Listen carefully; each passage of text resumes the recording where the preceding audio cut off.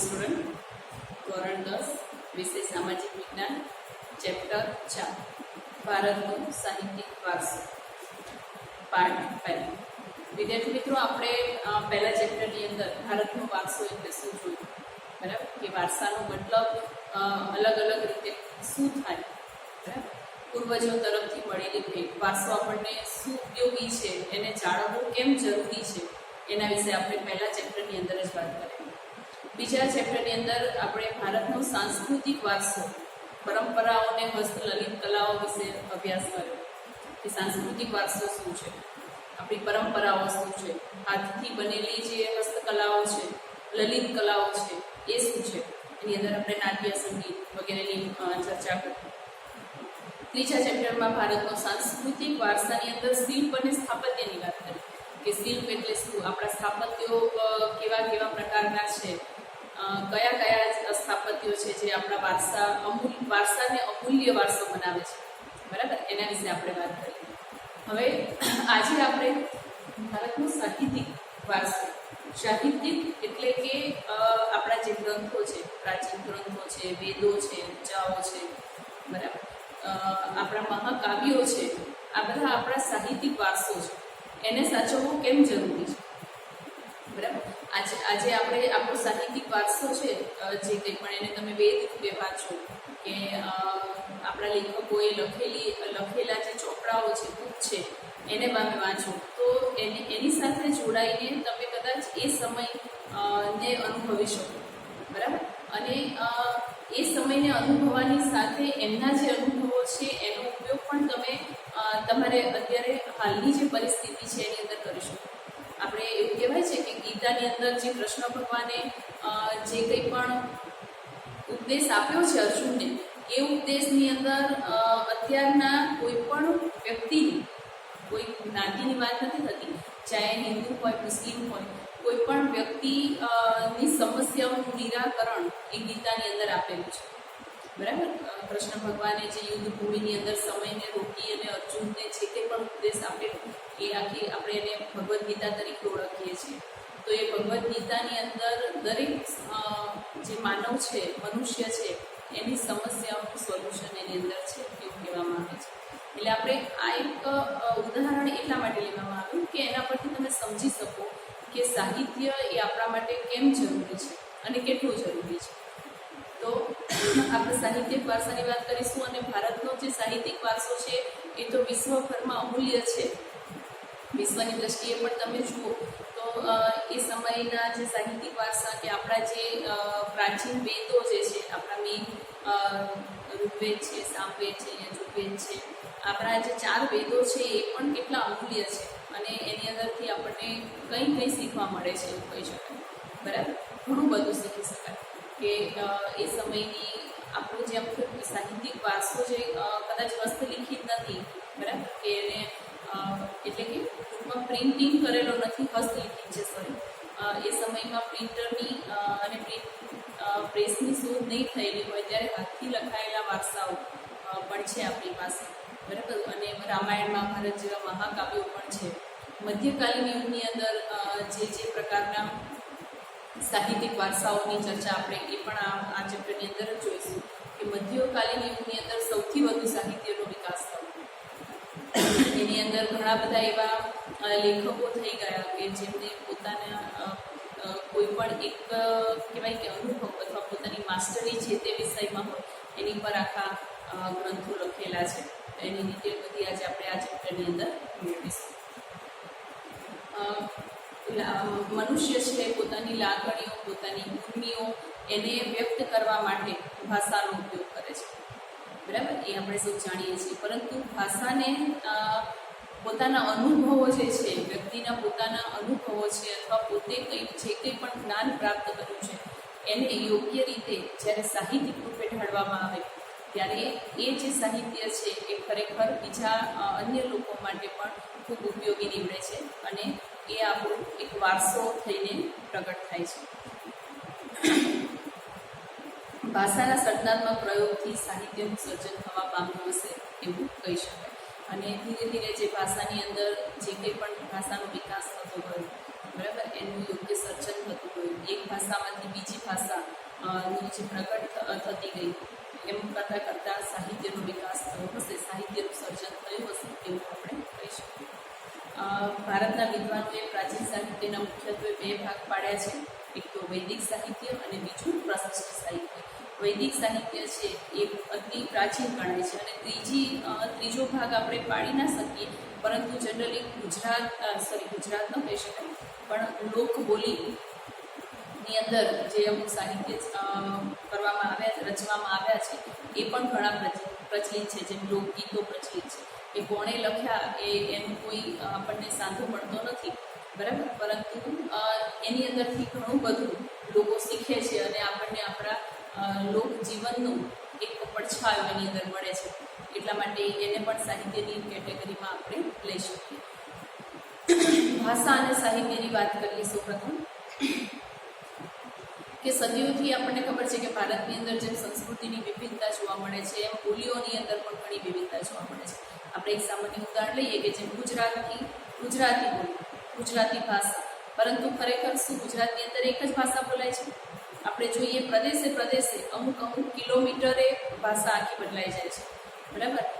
આપણે એક જ જિલ્લાની અંદર અલગ અલગ ઘણી બધી ભાષાઓ બોલાતી હોય આપણે જોઈ શકીએ છીએ, બરાબર. જેમ કે કચ્છી ભાષા, તો એ આમ કહેવાય ગુજરાતી, પરંતુ જ્યારે તમે સાંભળો તો એનો મિનિંગ તમે સમજી ના શકો, બરાબર.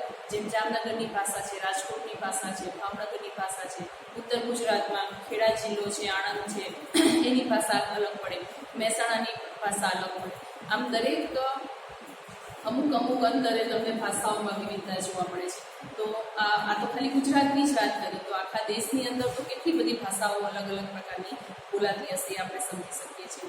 ખાસ કરીને આ બધી જ ભાષાઓ છે, અને અમે ગુજરાતી ભાષાની આપણે વાત કરીએ તો ગુજરાતી ભાષા છે એનું મૂળ ભાષા સંસ્કૃત છે એવું માનવામાં આવે છે, કે સંસ્કૃતમાંથી ગુજરાતી ભાષા ઉતરી આવી છે.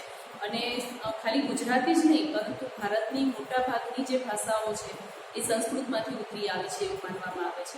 સંસ્કૃત એ મૂળ ભાષા છે આપણા દેશની, આર્યોની એ મૂળ ભાષા છે, અને મોટાભાગના આપણા જે સાહિત્યો છે, વેદો છે, ગ્રંથો છે, એ સંસ્કૃત ભાષાની અંદર જ લખવામાં આવ્યા હતા, અને પછી એનું ટ્રાન્સલેશન આપણે ગુજરાતી, હિન્દીની અંદર અલગ અલગ રીતે કર્યું પોતાની સમજણ પ્રમાણે.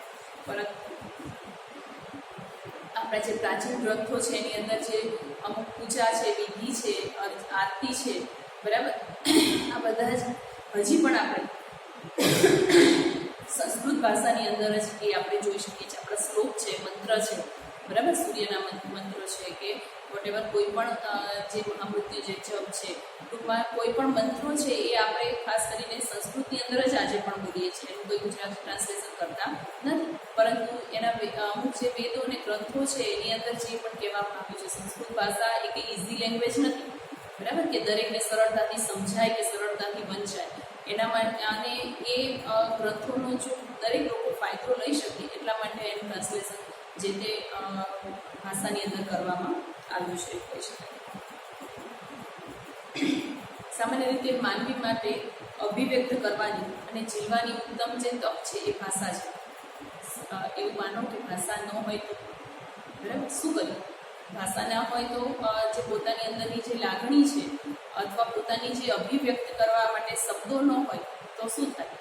એટલે ભાષા છે એ ખૂબ જરૂરી છે. અને ભારતની અંદર આ લિપિ હડપ્પા સમયની છે, બરાબર, 5000 વર્ષ પહેલાંની વાત છે, કે ત્યારે પણ લોકો લિપિનો ઉપયોગ કરતા. એના અવશેષો પણ આપણને આજે હડપ્પા વિજયદળોની જે ખોદકામ કરવાથી આજે પણ એના જે અવશેષો છે આપણને મળી આવ્યા છે.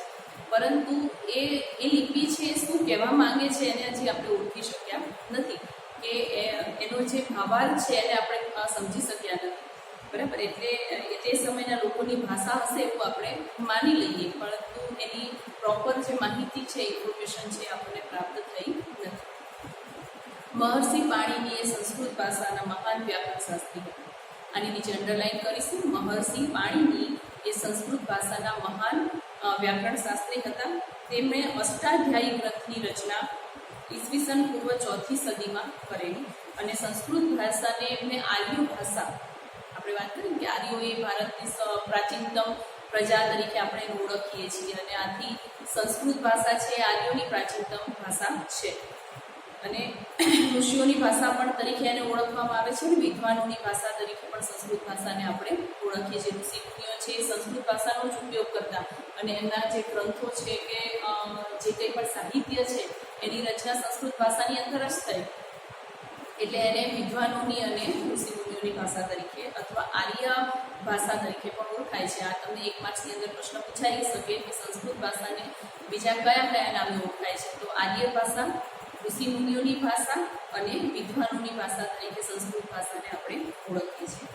આ સમયમાં પણ વિશ્વ કક્ષાએ સ્વસ્વીકૃત થયેલી ભાષા છે. સંસ્કૃત ભાષા આજે કદાચ ભારતની અંદર આપણે એટલો ઉપયોગ નથી કરતા કે એટલું મહત્વ હજી નથી સમજી શક્યા, પરંતુ વિદેશોની અંદર સંસ્કૃત ભાષાનું મહત્વ હવે લોકોને સમજાયું છે અને એવું કહેવાય છે કે ઇન ફ્યુચર હજી થોડા વર્ષો પછી સંસ્કૃત ભાષા એ બહુ ઉચ્ચ કક્ષાએ હશે, એની જે વેલ્યુ છે ઉચ્ચ કક્ષાએ હશે, બરાબર. અને ખાસ કરીને કોમ્પ્યુટર ક્ષેત્રે સંસ્કૃત ભાષા છે એ બહુ સ્વસ્વીકૃત થયેલી છે.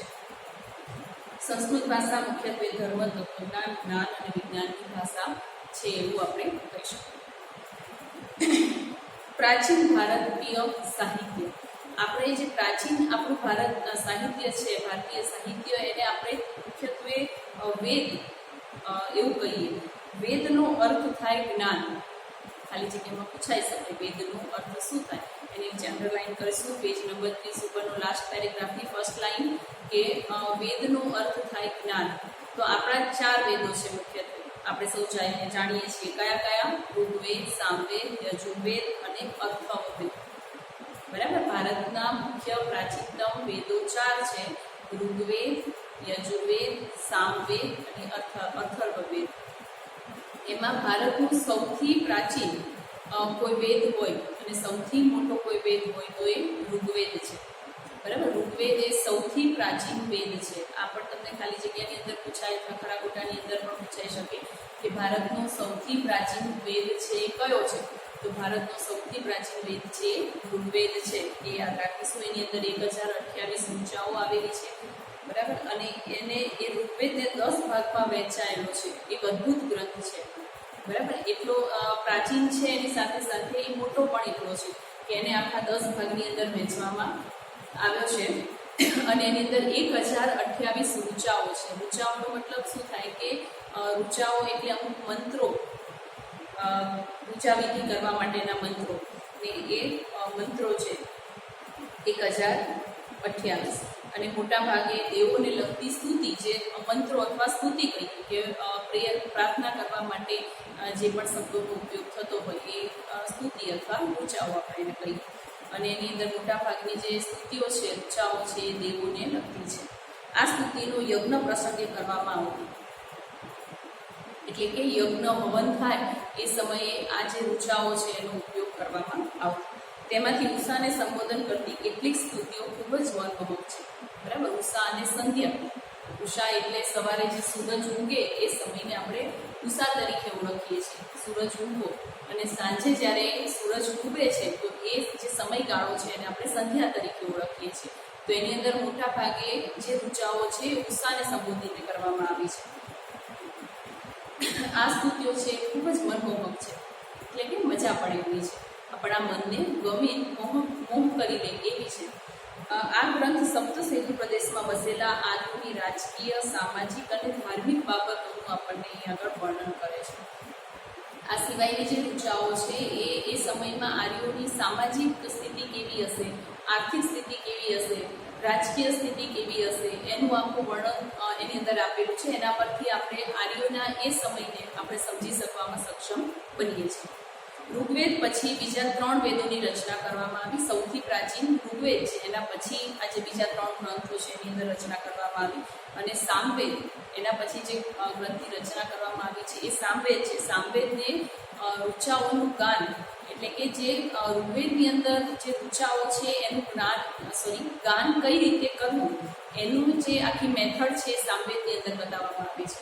એટલે કે સામવેદ છે સંગીતનો ગ્રંથ છે, વેદ છે એવું આપણે કહી શકીએ.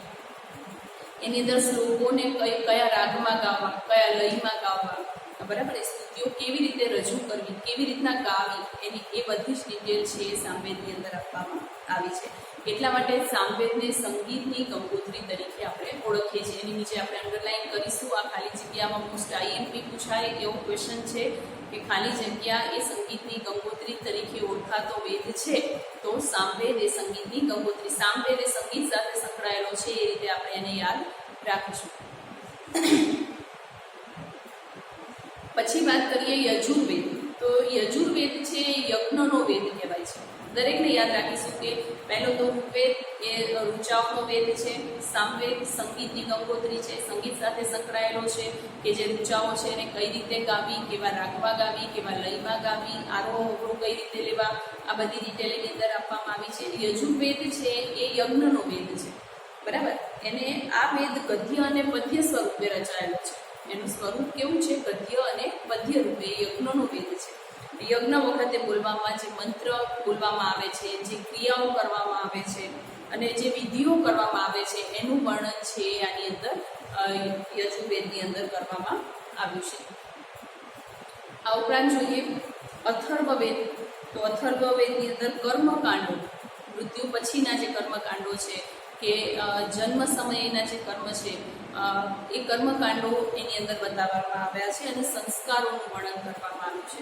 એટલે કે ધારો કે કોઈ બાળકનો જન્મ થાય એ વખત કેવા કેવા સંસ્કાર એને આપવામાં આવે. આપણે જે કરીએ છીએ કે છઠ્ઠી કરીએ છીએ, નામકરણ કરીએ છીએ, આ બધા એક સંસ્કાર કહેવાય, બરાબર. કે જે ક્રિયાઓ કરીએ છીએ સારું એનું કંઈક સારું ફળ મળે એ માટે જે કંઈ પણ ક્રિયાઓ કરીએ છીએ આપણે એને સંસ્કાર કહીએ.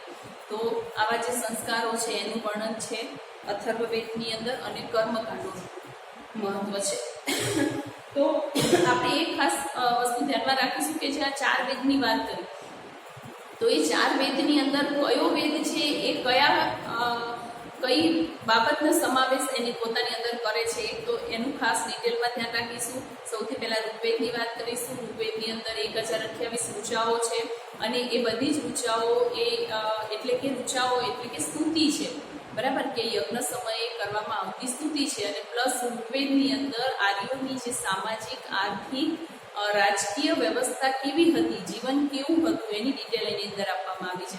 પછી વાત કરીએ આપણે સામવેદની. તો સામવેદ છે સંગીતનો વેદ છે અને જે 1028 ઋચાઓ જે ઋગ્વેદની અંદર આપેલી છે એ ઋચાઓનું ગાન કેવી રીતે કરવું, એમાં કેવી રીતે લયનો ઉપયોગ કરવો, એ સ્તુતિ એ દરેકની અંદર ડિટેલ આપવામાં આવી છે. પછી આપણે વાત કરીએ યજુર્વેદ. યજુર્વેદ છે યજ્ઞનો વેદ છે. એની અંદર જે યજ્ઞ વખત કેવી રીતે ક્રિયાઓ કરવી, કેવા મંત્રો બોલવા, કેવી સ્તુતિ કરવી, આ બધી ડિટેલ આપેલી છે. એટલે કે બધી જ વિધિઓનું વર્ણન આપેલું છે. અને છેલ્લી વાત કરીએ તો અથર્વવેદ. અથર્વવેદની અંદર કર્મકાંડો અને સંસ્કારોનું મહત્વ દર્શાવવામાં આવ્યું છે, બરાબર. તો આ 4 આપણે ખાસ ધ્યાન રાખીશું. પરીક્ષાલક્ષી 2 માર્ક્સની અંદર આ પ્રશ્ન પૂછાઈ શકે એવો છે અને 2 માર્ક્સની અંદર ના પૂછાય તો પણ એની અંદરથી ઓબ્જેક્ટિવ રૂપે પણ આ પ્રશ્ન આ જે પેરેગ્રાફ છે એની અંદરથી પ્રશ્નો પૂછાવાની સંભાવના વધારે છે, એટલે ખાસ ધ્યાન રાખીશું. વાત કરીએ ઉપનિષદ. સાહિત્યમાં બ્રહ્માંડનો આરંભ, જીવન, મૃત્યુ, ભૌતિક, આધ્યાત્મિક જગત, જ્ઞાન, પ્રકૃતિ અને બીજા અનેક દાર્શનિક પ્રશ્નોનું વિવેચન કરવામાં આવે છે. ઉપનિષદ એટલે શું? આ શબ્દો આપણે વારંવાર સાંભળીએ છીએ કે ઉપનિષદો, બરાબર. આપણા વેદો, આપણા ઉપનિષદો, આપણા ગ્રંથો, અને આવા શબ્દો આપણે વારંવાર સાંભળતા હોઈએ છીએ. આપણને બધું એક સરખું લાગે, પરંતુ આપણે વાત કરી કે વેદો એટલે શું, તો વેદોને 4 જ ભાગમાં વહેંચવામાં આવ્યા છે. હવે વાત કરીએ ઉપનિષદોની. તો ઉપનિષદો એટલે કે બ્રહ્માંડનો આરંભ કેવી રીતે થયો હશે, જીવન શું છે, મૃત્યુ શું છે, આધ્યાત્મિક જગત શું છે, જ્ઞાન શું છે, પ્રકૃતિ શું છે, આવા બધા જ પ્રશ્નોનું નિરાકરણ છે આપણે ઉપનિષદમાં મળે, બરાબર. એ બધી જ વસ્તુઓ, દાર્શનિક જે પ્રશ્નો છે એનું એની અંદર વિવેચન કરવામાં આવ્યું છે. એટલે કે તાર્કિક રીતે એ ઉપનિષદોની અંદર એ પ્રશ્નોના જવાબ આપવામાં આવ્યા છે. બૃહદારણ્યમ અને છાંદોગ્ય શરૂઆતના ઉપનિષદો છે અને આની નીચે અંડરલાઈન કરીશું. શરૂઆતના 2 ઉપનિષદો જેમાં બૃહદારણ્ય અને છાંદોગ્ય છે અને ઉપનિષદો સંવાદના સ્વરૂપમાં છે. સંવાદ એટલે કે એક વ્યક્તિ જાણે બીજા વ્યક્તિને કહેતી હોય, એટલે કે એ રીતે સંવાદના સ્વરૂપમાં છે, સાહિત્યિક સ્વરૂપમાં નથી. મુક્તિકો ઉપનિષદમાં તેની સંખ્યા 108 દર્શાવવામાં આવી છે. બરાબર, આજે આપણે અહીંયા આટલું રાખીશું. આજે આપણે ભાષા અને સાહિત્યની વાત કરી અને પ્રાચીન ભારતીય સાહિત્યની અંદર આપણે ખાસ કરીને વેદો અને ઉપનિષદની વાત કરી. બરાબર, આજે અહીંયા આપણે આટલો વિરામ લઈએ. નેક્સ્ટ લેક્ચરની અંદર બ્રાહ્મણ ગ્રંથો વિશે વાત કરીશું અને મધ્યકાલીન સાહિત્યની વાત કરીશું. બ્રાહ્મણ ગ્રંથો કયા કયા છે, જેમાં આરણ્યકો, વેદાંત છે, આ બધા બ્રાહ્મણ ગ્રંથો છે. બરાબર, ખરેખર તો આ યજ્ઞ છે, હવન છે, મંત્રો છે, સ્તુતિ છે, ઊંચાઓ છે, આ બધું. અને સંસ્કૃત ભાષા એ બ્રાહ્મણો અને ઋષિમુનિઓની ભાષા આપણે કહીએ છીએ. બરાબર, કે એ આ બધી કર્મકાંડ કરાવનાર મૂળ જાતિ છે એવું કહીએ. તો બ્રાહ્મણના ગ્રંથો કયા કયા છે એ નેક્સ્ટ લેક્ચરની અંદર આપણે વાત કરીશું. એની અંદર પણ આરણ્યકો અને વેદાંગ એટલે શું એની પણ ડિટેલ આપણે જોઈશું. અને પછી મધ્યકાલીન સમયની અંદર કેવા કેવા સાહિત્યો રચાયા એની પણ આપણે વાત કરીશું. આજે આટલે વિરામ લઈએ. Thank you.